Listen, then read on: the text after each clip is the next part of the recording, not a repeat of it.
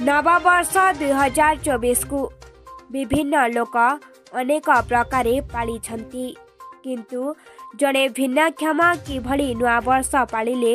शुणिले आश्चर्य लगुछि। दुखी ही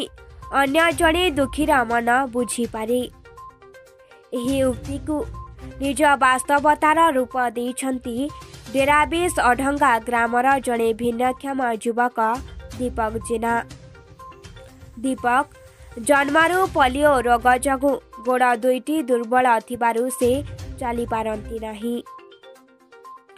अन्यर सहारारे बाट चालुथिबा दीपक जड़े असहाय स्वामी परित्यक्ता महिलांक दुख देखि सही न पारी तांको एक पक्का घर निर्माण करी प्रदान करिछन्ति। डेराबेस ब्लॉक हरियंक जेना साहिर मानसी जेनांक स्वामी मानसिक भारसाम्य हराई दीर्घ वर्ष हेब घरु कुआडे चली गले। स्वामी चली जिबा परे मुंड गुंजिबा पाई मानसी तांक निज वृद्धामा फूल जेना और दुई नाबालिका छुआंक सह पर दुआरे आश्रय नेउथिले। तांक परिवारंकु पूर्वरु इंदिरा आवास मिलिथिले भी मानसींक बाप घरे परिपारी नथिले। फलरे मानसी और तांक परिवार दीर्घ दिन हेब हंतसंत हेउथिले। ए विषय रे 2 वर्ष तले दीपक और तांक सहयोगी माने खबर पाइबा परे भिन्नक्षम दीपक तांकर एक स्वेच्छासेवी संस्था गढ़ी तार नाम आद्याशा फाउंडेशन रखिथिले। दीपकंक प्रस्ताव क्रमे तांक फाउंडेशन समस्त कर्मकर्ता किछि किछि टंका जमा करिथिले। 10 टंका ठू आरंभ करी 500 टंका पर्यंत जे जहा दियंती दीपक से टंकारे किछि किछि टंका मिसाई असहाय मानसिंक पैतृक डिहरे एक घर तोली देइथिले। 2 वर्ष हेब दीपक और तांक सहयोगी किछि किछि टंका निज निज भितरे आदाय करी एक पक्का घर तैयारी करी मानसिंकु दान करिछन्ति। नववर्षर भेटी स्वरूप भिन्नक्षम दीपक जेना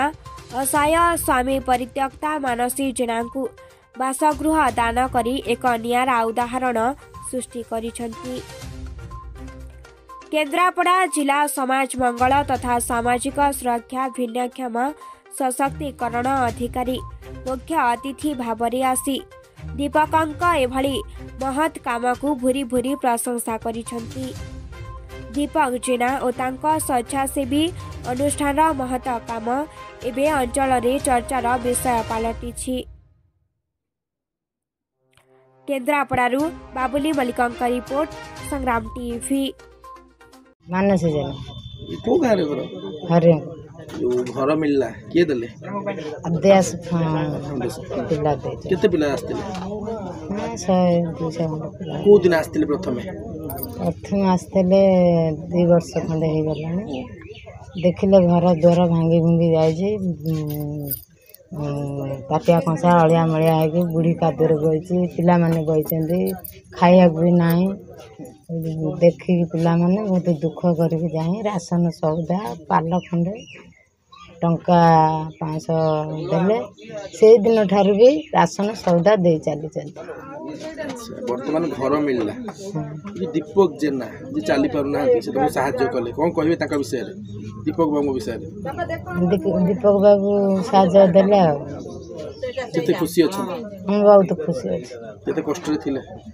बहुत कष्ट रे थिले पिला माने सहयोग देले बोली म आज ते बाट को आगे चला। आपन स्वामी हम पागल है के 5 वर्ष है कोठे छन से कुआडे जाय छन तां जाने एबे खुशी रहिबे घरे के अपने घरे एबे खुशी रहिबे। दीपक कुमार जेना आद्याशा फाउंडेशन सदस्य आज घर आम अड़ंगा केन्द्रापड़ा जने भिन्नक्षम आज्ञा आउ जने गरीब महिला को आपण सहाय्य कर किभली देखुछ जड़े गरीब ही गरीबर मन चिन्ह पार प्रथम कथा। द्वितीय कथा हूँ आम माउसी को भेटी 2022 मसीह जो देखी घर परिस्थिति बहुत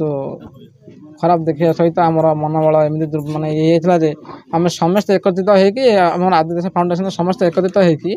सदस्य मैंने निष्पत्ति नहीं एक घर जोग दिए बोली आज पवि भाई एक महत्वपूर्ण दिवस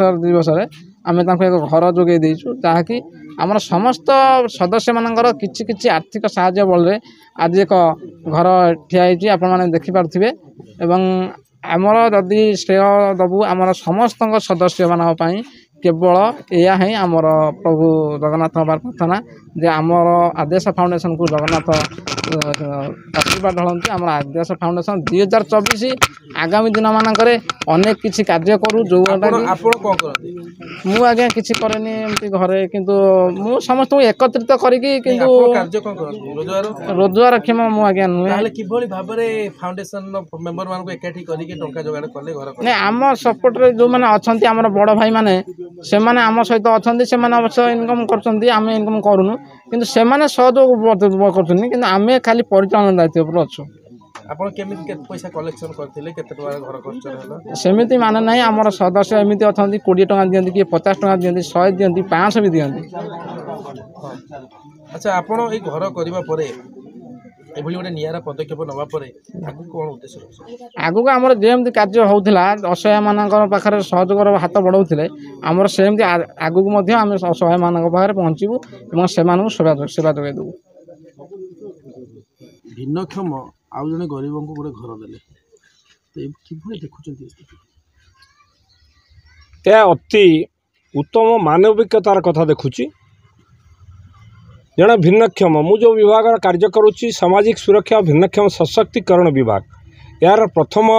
5टी लक्ष्य भितर प्रथम लक्ष्य रही भिन्नक्षम कल्याण जो पिलाटी आज आदिवासी फाउंडेशन मेंबर दीपक कुमार जेना सी जड़े भिन्नक्षम हो अन्य मानकर दुख को सही पारि ना आदिवासी फाउंडेशन समस्त सभ्य को एकत्रित कर भौणी मानसी जेना जी असहाय स्वामी परित्यक्ता महिला जड़े तांकू एक घर जोगे देइछंती या कम बड़ कथा नुहे यह जो मान पाखे कोटी कोटी टंका अच्छी लक्ष लक्ष टंकार अधिकारी संपत्तिर अधिकारी से मनोबल नाही किंतु दीपक भली जड़े भिन्नक्षम एवं आदिवासी फाउंडेशन कर्मकर्ता मान मनोबल आज से एते दृढ़ीभूत करिछि जे मानसी जेना को से माने निजर खर्चरू काटी किछि किछि संचय करी एककालीन से माने गोटे घर करी पक्का घर करी हस्तांतर करिसेंती या ठारू बड़ी गौरवर कथा किछि न थाई पारे